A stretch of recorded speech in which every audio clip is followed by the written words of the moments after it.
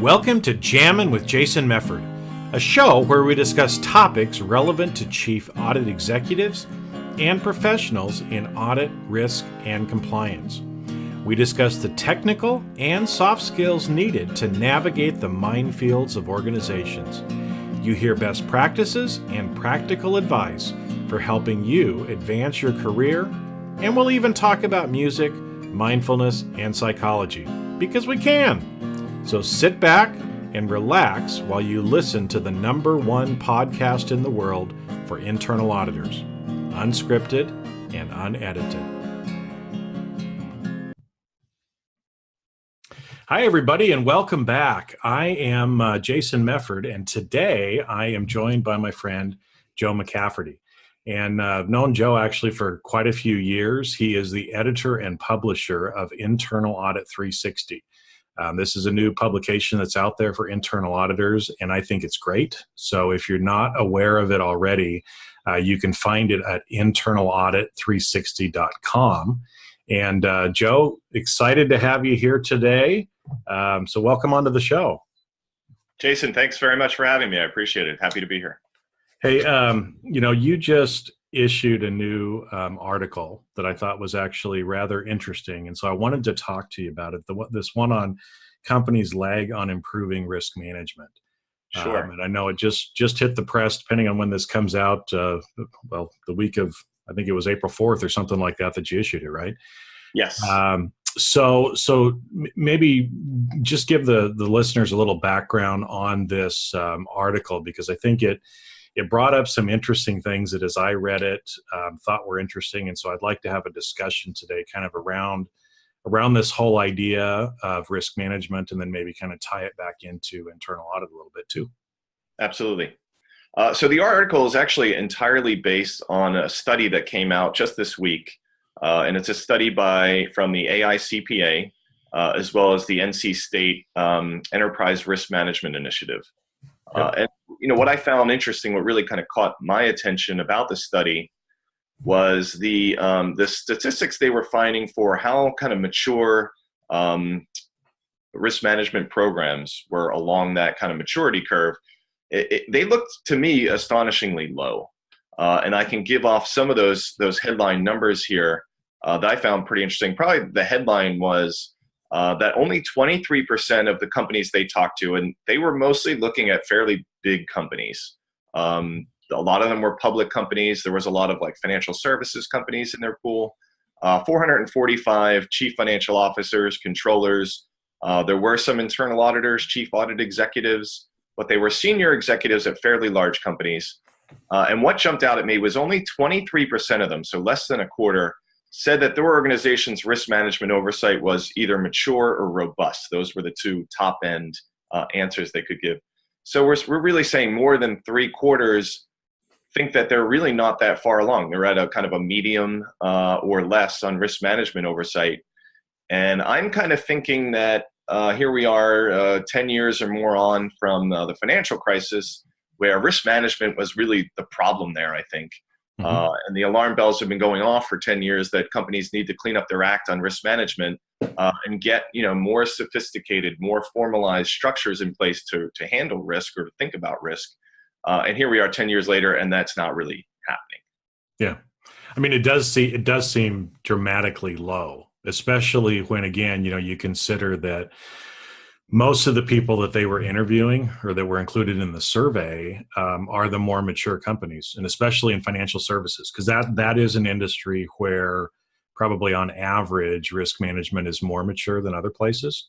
And yet it's still only, 23%, a quarter of the people that felt like that they were that way, which, I know for you, it kind of jumped out as wow, this is tremendously low. As I read it, it's kind of like, yep. Didn't really surprise me that much. I talked to, so I want to make sure that I give a shout out here to Mark Beasley. He's a professor at NC State's Poole College of Management and one of the authors of the study. So I did have a conversation with him, and he said that he thought these were low. They've been doing this study for a few years, and what's maybe even more surprising is that the levels of like how many companies have a full-on ERM process in place. how many companies have a chief risk officer, companies that have a management level risk management committee. Some of those were less this year than they have been in years prior. And now that doesn't mean that companies got rid of their programs. They're just every year, obviously they're surveying different people, presumably. But the numbers this year were lower. So there's just not a lot of, and that's kind of the trend over the last 5 years. You don't see kind of growth year on year on, what they're looking for are these kind of risk management structures in place. So they're asking, do you have a chief risk officer?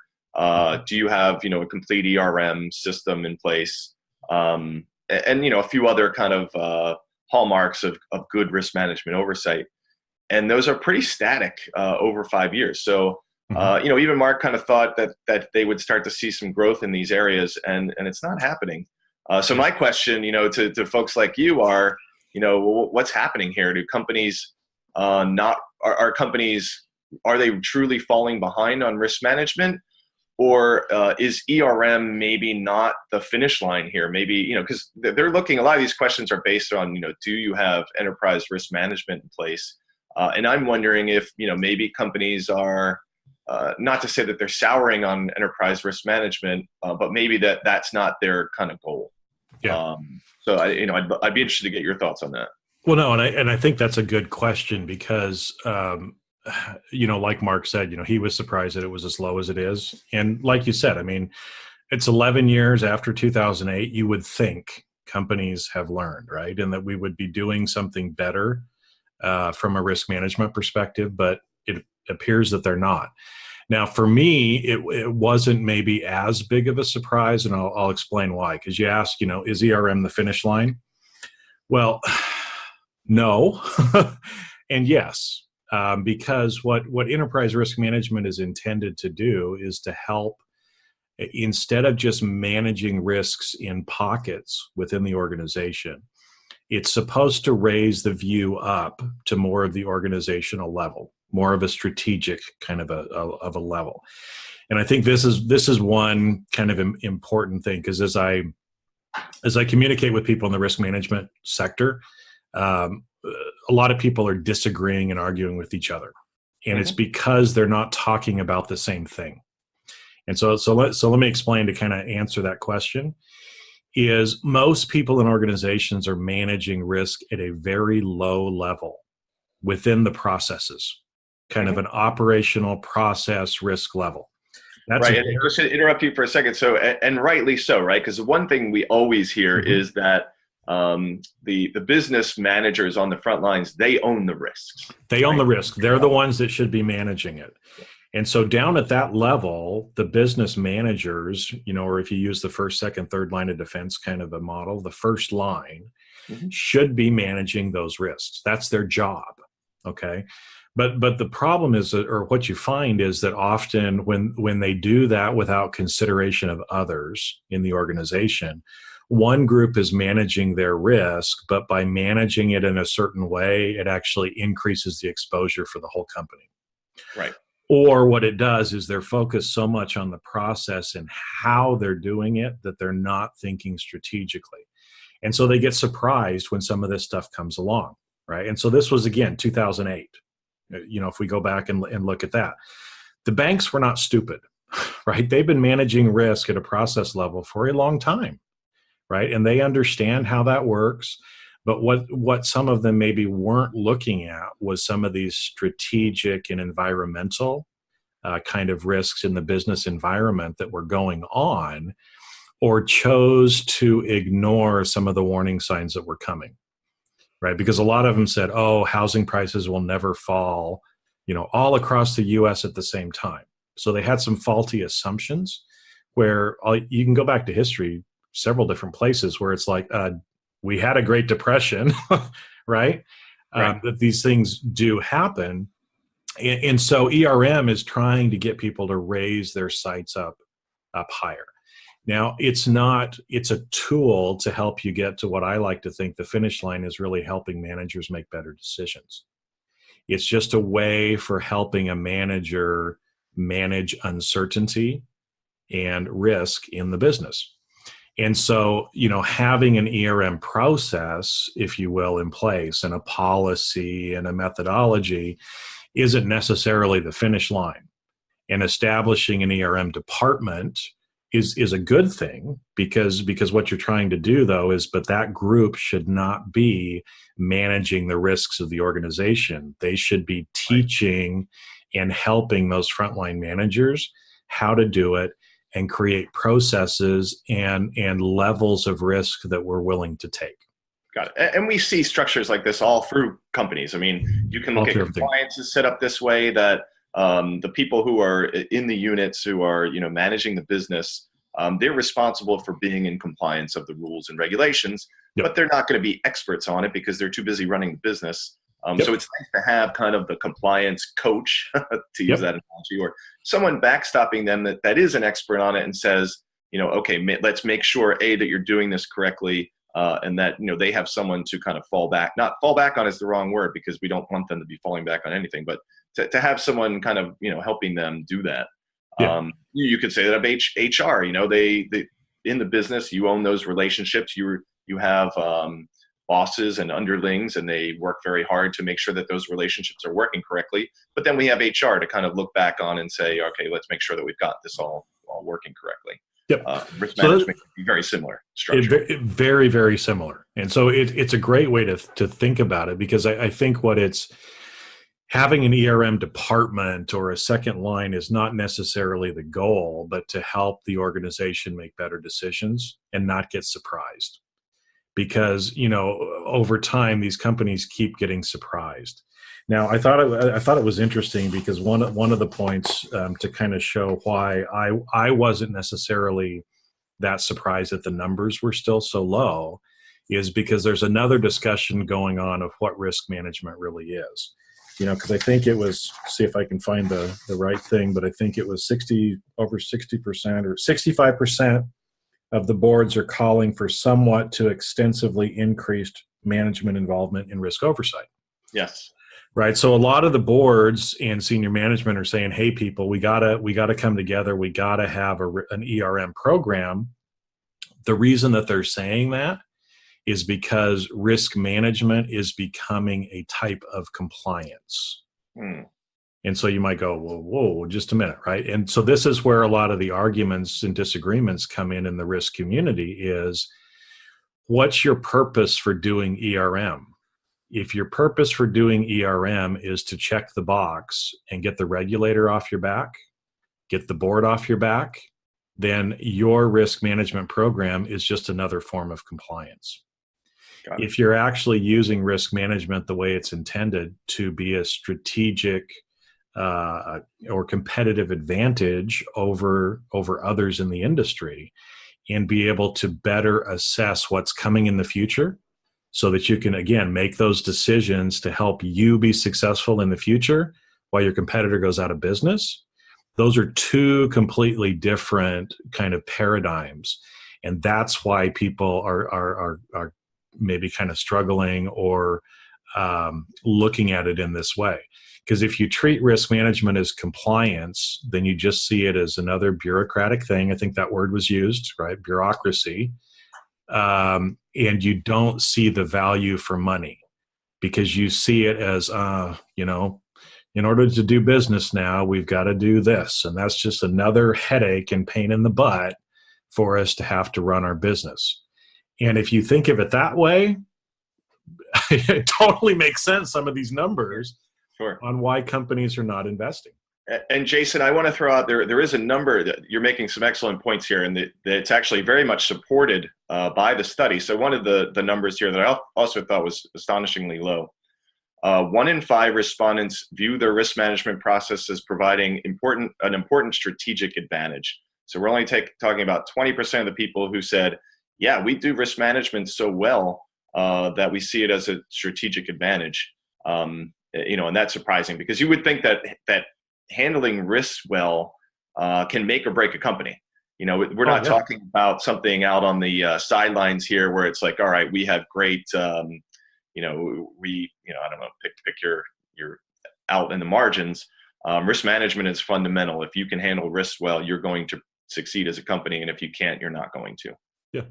So that seems kind of low to me, and that fits really with what you're talking about as ERM, as a compliance function, or if it's really something that they do to run the company well. Well, yeah, because when I saw that 20% number, I guess what I jumped back to was exactly what I'm kind of talking about from a compliance perspective. Is if 80% of people don't see it as being a strategic or competitive advantage, then they don't understand really what risk management is. And I know that's where there's been a lot of the frustration and the discussions online and other places, is because until you view risk management for what it is, and that's helping you make better decisions, manage your risks with the reward that you're expecting to get, then you're just going to see it as another pain in the butt. It's something you have to do that you don't want to do. Got it. And so just to underline that point, I want to make sure that we get the data here out on the table. One of the other stats that we're really talking about here is 31% say they have a complete ERM. They have complete ERM processes in place. So less than a third, which again I thought was kind of on the low end. But as you're describing, it may not be, and it might depend on how you view risk. But I want to talk a little bit about, let's talk about risk management and what it is. Yeah. Because I think that's pretty interesting. Someone who's quite an expert on this and writes about it very frequently. I know you read his work as well, as Norman Marks. Yep. No, Norman, one of my friends. I agree with him 90+% of the time. He's got a great blog. Everyone should go check it out. It's Norman Marks on governance, risk, and compliance, I believe. And he talks about risk being a two-sided coin. And that, not all risks are bad, and it's not something that we're just trying to get the bad things to go away. That risk and opportunity go hand in hand. And I was hoping you could talk a little bit about the nature of that. Yeah, because Norman and I are actually very, very online with that, because risk and reward are two sides of the same coin, is one of the ways that I kind of describe it. And it's not about trying to make all the bad things go away. Because ultimately, again, if from an economic perspective, if your risk is zero, your reward is zero. Okay, that's just economic theory. And so in order to be in business or be an organization, you have to be willing to take some risk. But you want to take risk that matches or is commensurate with the reward that you're going to get.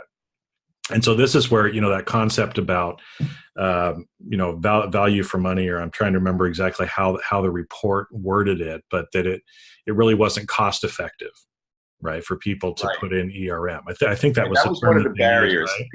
Right? One of the barriers people said to having a more robust risk management process in place was that it was too costly, and that they didn't see the reward, the ROI probably on it. Right. And you're kind of saying that's maybe a wrong-headed approach, it sounds like. Well, yeah, if they're looking at it and saying there's no ROI, then they're thinking of it from a compliance perspective. If they're thinking of it from a true risk and reward risk management perspective, then you should be able to see the ROI. So I'll just try to give some simple examples here, right? Is let's say we decide we're going to go into a different business line. Right, we're going to start some new product or new service. So we go out, we look at all the strategic intelligence, and we decide, hey, if we go into this business, we could earn $30 million. Let's just say, okay, so that's our reward, $30 million. Well, what do we have to risk to earn the $30 million? Well, there could be potential lawsuits. There could be obviously some investment that we have to make. There's going to be some marketing costs and some of these other things that are going to go into it. And so you try to figure out what's the risk or investment that you're taking on versus the reward that you're expecting to get. Now, if you do that calculation right and the number says, hey, if we invest $5 million, with maybe a 20% chance of litigation of another $5 million, we're on the hook for maybe $10 million, but we're going to get $30 million. Well, that sounds like a good decision, right? And so then you should look at it and say, well, hey, risk reward says let's do this. Now, if you go through the same situation, right, and you calculate it, but all of a sudden you realize, hey, maybe that lawsuit isn't a $5 million lawsuit. Maybe that's a class action $1 billion lawsuit. Well, now all of a sudden the 30 million doesn't look so great when you're estimating that you're probably going to have to spend hundreds of millions of dollars defending this in court, as an example. So that's where, yeah, in that instance, you wouldn't want to take that decision unless the reward outweighed itself. And so that's where that kind of risk reward equation comes in. And it's just trying to put together a methodology for people thinking about what are the actual costs or the risks that go along with us taking certain actions. I see. Yeah, I'm thinking a little bit about, I think it's Nassim Taleb. Is he the author of Black Swan? Black Swan. Yep. And his message there is that, these models that people use are kind of way off base, and that we tend to all be maybe a little more optimistic than we should, and that there are, these big events on the horizon all the time, just waiting to come and, nip us at the butt. So that's kind of figures into this discussion as well. I think the best run companies spend a lot of time, more than most, thinking about the crazy things that could happen, or the events that they that don't happen all the time. Those risks, those kind of big company ending risks. Well, yeah, because again, like we were talking about before, I think so many companies are looking down in the details. They're forgetting to look at some of these big, what I call Russian roulette or bet the company kind of risks that come along. And you can see, already from history, a lot of different examples of companies that have gone through that, right? They took their eye off the ball, or they, like Taleb kind of says in his book, about people either underestimate or overestimate certain things. And there's a part of human psychology that kind of goes like this, is we're more afraid of losing something than gaining something. And so if we're afraid of losing maybe $50, we won't take a gamble or a risk, if you will, pun on words there, right, of earning $1 million, because we're more afraid of the potential of losing 50 than we are of gaining $1 million. Got it. So that already kind of biases people in their risk and decision-making process. Yeah. And we're back to Mark's central message here, which is risk management isn't about making all the risks go away. It's about making decisions. About decision making. Right. Yeah. And we talked a little bit about if you're going to take big risks, you need to be, the more prepared you are, the better you're going to be, in the face of that. Yeah. Well, and I think because before we ended up getting started here, I thought it was a great example where you're talking about that movie that you just watched. Sure. It's called The Dawn Wall, if people have seen it. It's about the climbers that scaled a very difficult face of El Capitan in Yosemite National Park. And it's I think widely considered to be like the greatest rock climbing feat of all time. Yeah. Well, because if I remember, they did it. It was a free climb too, so they didn't have a lot of the safety gear and other stuff that you would normally have. And El Capitan is one of the more difficult places to scale. But I think you can kind of use, because what I always like to do is try to analogize things for people, because again, it's about making good decisions. So when these guys were going and had decided that they were going to do that, maybe tell the listeners a little bit about what was their preparation like? Because this is one of those things, right, where if you screw it up, you die.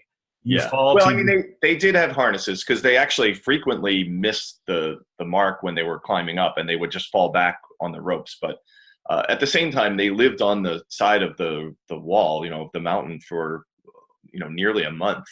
And they are risking life and limb up there. This is not it's quite a risky adventure they were on. But what's kind of neat about it was at least one of them, and both of them for a while, they spent years preparing this one climb. So he's, the main character spent about 7 years on the side, propelling down it, looking at every single, climbing parts of it to see if it was even possible. And the preparation that went into it was years in the making for one climb. And that kind of gets back to the point you were making about, the bigger the risk, the more preparation you're going to need to take on it. Well, yeah. And because, see, I think this is it's about decision making is what we've been talking about, right? Right. So let's just kind of take this example, because I think it's great, a great example to look at something like this. So these guys had the idea, hey, let's go climb El Capitan. Wonderful, great idea, because when I scale that thing and I stand up on the top, I'm going to be like, that's awesome, right? You get this euphoric rush, and I've done that from actually climbing some mountains myself. When you finally get to the top and you feel like you're dead, but you get there, it's like, it's one of the most intense adrenaline rushes that there is. And so they knew the reward was big, right? But it would have been, stupid is a harsh word, but it would have been very irresponsible for them to say, all right, let's go climb it. Let's go. And just hop in the car and drive up there and start trying to climb it without any safety material, safety apparatus, without thinking about it, without doing any of that kind of stuff. That would not have been a good decision. One or both of them probably would have died. And so, what risk management is doing is effectively what those two climbers were doing, is going through, identifying, assessing, coming up with ways of reducing the risk so that it was an acceptable risk for them to take to get that reward. Mm-hmm. And so, again, like you said, sometimes that's years of preparation, but they had harnesses, they were watching the weather, they didn't try to scale it in one day either, right? Because again, especially in a lot of those instances, you're dealing with weather and other outside influences that you can't control. Just like in a business, there's a lot of things going on outside that you can't control, but you think about and you prepare for that. Yeah. And that's exactly in the case of the story. So, their hands become very raw in the course of this climbing, and they would take entire days just to rest in their tent to let their hands, to heal. Mm-hmm. And that's something that they were very much prepared for. So they had all of the, the stuff that they would need for as much as a month with them, so that they didn't have, that they could take that risk the next day. They weren't saying, oh, we're not prepared to be up here for this long, so I have to go on this climb tomorrow, even though my hands aren't ready for it. And that would probably set them up for failure. So they had prepared so that they could be successful and do the things that they needed to do to be successful. Yeah. I wanted to get back to a little bit about this idea of why companies aren't as advanced in these ERM processes. And one of the interesting reasons that they gave, and we talked about this a little bit already, but I want to kind of emphasize it, is that they thought that risks were being managed in other ways. And when I talked to Mark, one of the authors of the study, he was saying, it really begs the question of, what are these other ways that we're managing risks? And he even thought that maybe it stems from the senior managers thinking that their risk management processes were more robust than they really were. But something we've been talking about is this duality of risk being managed at the the lowest levels, right where they are in the business, and being managed from the top by a chief risk officer and a risk management function that is their job.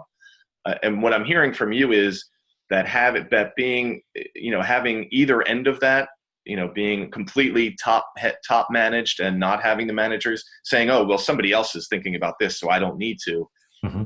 is a recipe for disaster. And then also not having any structures and leaving this completely siloed, so that people through the organization are not sharing information about how they manage risks and what those risks are and how those risks are emerging. Sounds like it's a bad way to go. It sounds like you really do need some of both. Yeah, you can't be on either ends of those spectrums, yeah. Right? Because that's the whole thing. Oh, somebody else has this handled. Most of the time they don't. And so again, that's one of the impetuses behind trying to take more of an ERM focus, is so that you can make those better decisions. Because if not, then the left hand doesn't know what the right hand is doing, or the left hand may not be doing what the right hand thinks the left hand is doing, as well. And so that is, or can be, a recipe for disaster. And like I said, actually reading through that and seeing that comment was that one was a little scary for me. Yeah. Because I look at it and, like you say, 2008, that was 11 years ago. We haven't had a big course correction, but again, if you go based on kind of the cyclical pattern of the economy, we are poised to have something, some event that will happen that could have a huge course correction like this. And I think what always what tends to happen is things are never a priority until they're urgent for a lot of people. Yeah. There's something I always think about is you don't really see the failures until there's a big reason for them. So, the market will take a downturn, and this is this is what happened in the financial crisis. Barney Frank, who was a member of Congress, he's part of the Dodd-Frank Act. He was a Massachusetts congressman. He's no longer in office. But he had a saying that, I don't know if this is his or somebody, or he took this from somebody, but he would always say it's not until the tide goes out that you see who's been swimming without swim trunks. And it's very true. When things go south, that's when you see all the failures. And it's not just because things went south. It's they had other fundamental problems or weren't managing risk very well. And they were, very vulnerable to those, to problems in the broader economy or problems in the market that they're vulnerable to, because it's almost like the progress that everybody is having is hiding the fact that they're not doing this well.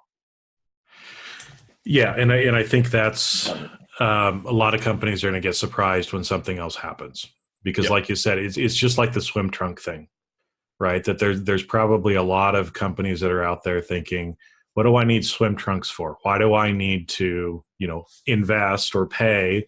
That's just a cost because nobody's going to see me anyway because the tide's up, right? But as soon as the tide goes out, then all of a sudden everybody looks down and they think, holy crap, I guess I should have bought a pair of swim trunks. Well, it's always, that way. That the whole idea behind the push kind of more for risk management and ERM is to help people prepare before that event actually happens. Got it. Think about it. If you decide, you know what, I don't care if anybody sees my business when the tide goes out, well, you don't need trunks. Go swimming without them, right? But if you're going to be embarrassed, then maybe you should buy some swim trunks beforehand. Got it. And, again, I think that's where it's sad, but a lot of times as humans, again, this goes back to psychology, we tend to not make things a priority until they are forced as a priority.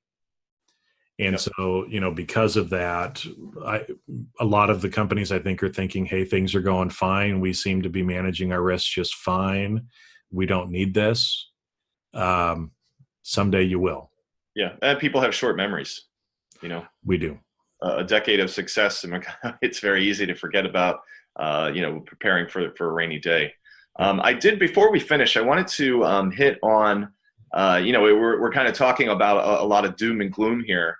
And rightfully so. I mean, I think people should go and read this report. I think it's very surprising that companies aren't as established in the risk management programs. But there are a few bright spots, and I did want to kind of bring up a few other ideas that we should mention. And we talked about this a little earlier. It's quite possible, too, that companies have really good risk management oversight. They maybe just don't call it ERM. Is that quite possible as well? Oh, yeah. I mean, they just might not call it ERM. But see, the ideas like behind ERM are some of the same concepts behind GRC or whatever else you might happen to call it.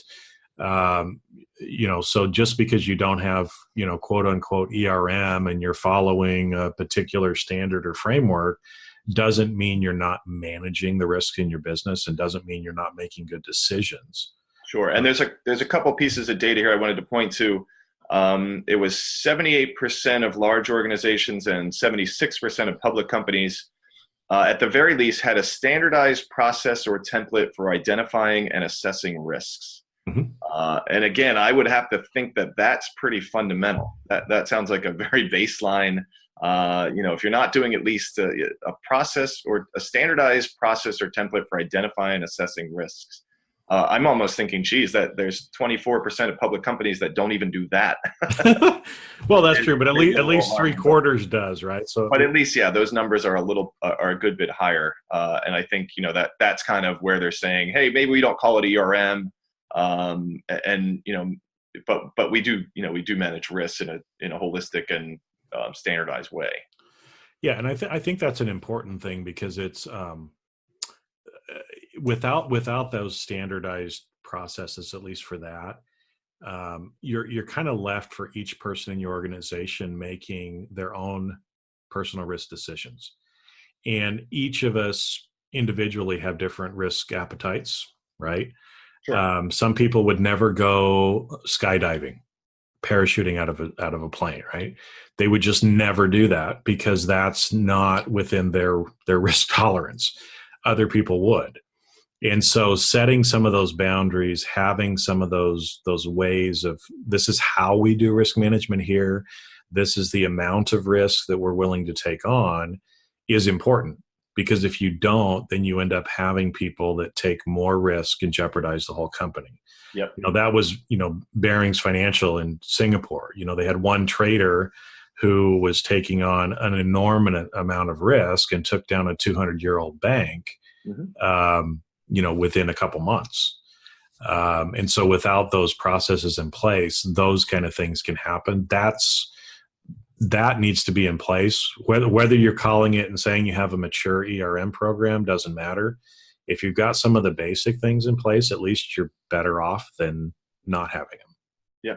And the point you're making is wonderful. But, in the end of the day, all companies I would say most companies, I guess all companies, are made up of people that make decisions. And human nature is very unpredictable. People do very unpredictable things. Your point about people having their own different risk tolerances is an excellent point as well. And I think the idea here is that if you're not having these conversations, if you're not talking about what is our risk appetite, what is our guiding principle on the kind of risk that we take, what is that preparation that goes into a place where we are going to go out on a limb a little more. If you're not having those conversations, then you're definitely, I have to think that that's a pretty big problem. Yeah. Yeah. Well, I think that's kind of a way for us to maybe kind of, wrap some of this stuff up a little bit too, is, to kind of bring it back to, because we've been talking mainly about risk, but want to kind of wrap it up talking a little bit about, especially for auditors, how do you deal with this? Right. And, I guess realize first off, right, a lot of companies aren't doing this, or they're not mature, or I can't remember the other term that was used at the top end of the scale. It was mature or optimized or robust or mature. Just because your company isn't considered robust or mature doesn't mean that you need to go screaming and running to the board of, oh my gosh, Chicken Little kind of a thing. But think about, again, are the processes or the things that you're doing helping the organization make better decisions? So just because you don't have a chief risk officer, just because you don't have a formal ERM department, doesn't mean that your company's not managing risk. And so if you're going to go audit or you're going to look at those areas, you have to really kind of think of the end goal. And is the company actually accomplishing, if you will, the spirit of the whole thing, right? Because like we said at the beginning, ERM is not necessarily the finish line. The finish line is having your organization make better decisions in a consistent way that are within the tolerances of the organization. And if you're doing that, whether you call it ERM or not, doesn't really matter. But it is an important part of the company, because without it, then bad things can happen, like we've been talking about. A question I have for you is, so I'm guessing a lot of this in the internal audit process, a lot of this would be done in each audit that they do, right? So maybe as you're auditing all the different things that you're auditing, that part of that audit would include all right, so how do we assess risks? How do we identify risks as part of this process? Or would there ever be a case for like a separate audit of the risk management system? Yeah. So companies probably do both of those things from time to time. Yeah. So you would actually do both. So, usually internal audit would be involved in kind of the strategic or enterprise level assessments to try to see where the top risks are. And then in theory, once you know what those are, then you design your audit plan to look at those areas that are not already being looked at by somebody else. Or you're checking some of those monitoring controls and other things to make sure that it's actually working the way you think it is. But then on each individual engagement, you are usually considering the risks that are associated with that particular process as well. And because risk is at so many different levels within the organization, I think this is why it kind of confuses people. Because I talk to some auditors that think, well, ERM is great, but that doesn't help me for my audits because I need to be down in the details. Well, yes, your audits are in the details, but you need to be involved in the discussion at the top because your audit that you're doing in the details better tie back to one of those top risks in the organization. If not, people are going to be questioning, why do we have internal audit? They're dealing with all these things that aren't really risks. Right. So you have to have both. And that's why, in audit, we talk a lot about risk. But again, I think sometimes people don't have a full understanding of what that means. They think it means, like we were talking about, stopping any bad thing from ever happening. But that's not really what it's about. It's about something much bigger. And before we give our, I had a final thought on this, but I also wanted to make sure that one thing we talk about just for a minute is like this idea of risk being very dynamic and changing all the time. And that organizations that, and maybe, I think ERM helps them view risk more dynamically. But the idea here is that the companies are really moving away from the one-time snapshot of, okay, this is our risk picture right now. More to this idea that risks are very fluid and you need to be assessing, and kind of rating them all the time.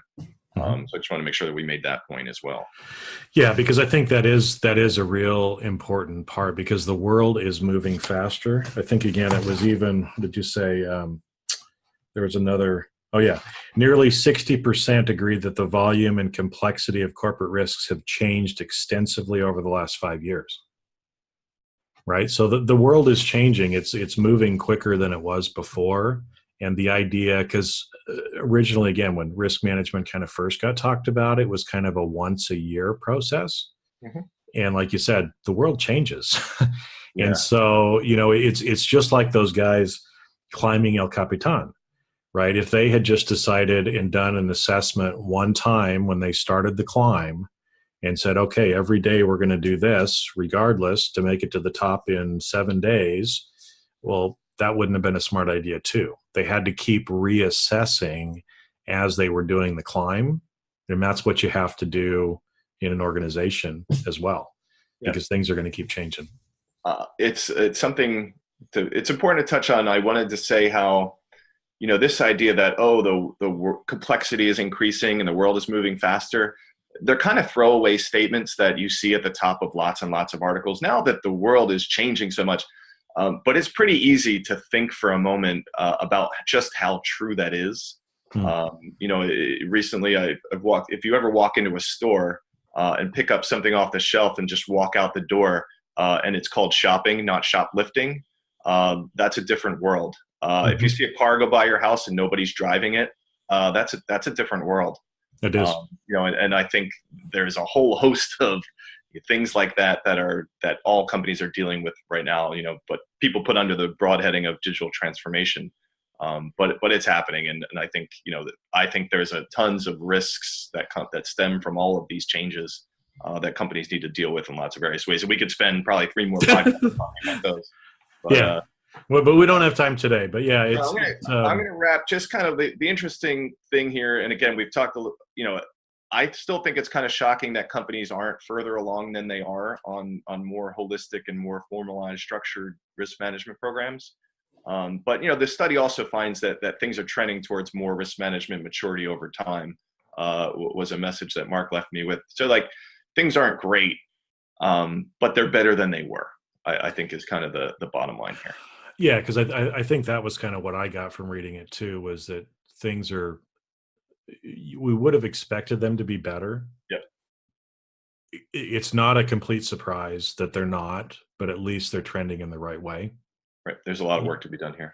A lot of work to be done, but at least people are starting to have the discussions, and they're moving in that direction, which is, again, it's an important thing to do, because ultimately, again, it's about helping your company make good decisions so that whenever these things happen, right, whatever they may be, whether it's digital transformation or natural disasters or new technologies that all of a sudden bring in a completely new competitor that was never there before, that at least you've thought about it beforehand and can start to make some of the changes instead of getting, left on the flat foot when the things actually happen. Because again, like we said, as humans, we have short memories. 2008 wasn't that long ago. Most of the digital transformation that we're talking about started in 2007. It wasn't that long ago.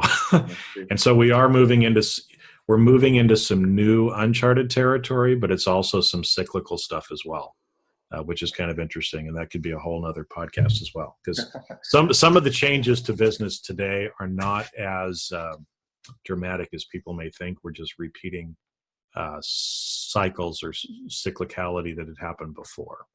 So great. Well, I'm sure hopefully we'll get some more chances to talk about this, and I really appreciate being on, Mark. Thank you. Hey, no worries. Yeah, I really enjoyed talking. I always love talking about risk management and internal audit, and really appreciate you taking the time to do the article. So again, if people haven't seen it, it's out on Internal Audit 360. It's called "Companies Lag on Improving Risk Management," and again, it's about a report called the 2019 The State of Risk Oversight that was put out by the AICPA and NC State. So it's good information. Go out and get it, and figure out how you can continue to help your organization make progress in the right way when it comes to risk management. So thanks everybody for listening, and we'll see you next time. And that's a wrap. Thanks for listening to today's episode of Jamming with Jason. Keep on rocking in the audit world. Have a great rest of your day, and I'll catch you later on the next show. If you'd like to earn continuing professional education for listening to today's episode, head on over to C Risk Academy at ondemand.criskacademy.com. And that's C as in the letter C, riskacademy.com. Not only do you get a CPE certificate, but you also will have access to the video version of today's show. The views and opinions expressed on this show are that of the individuals and not of their respective organizations.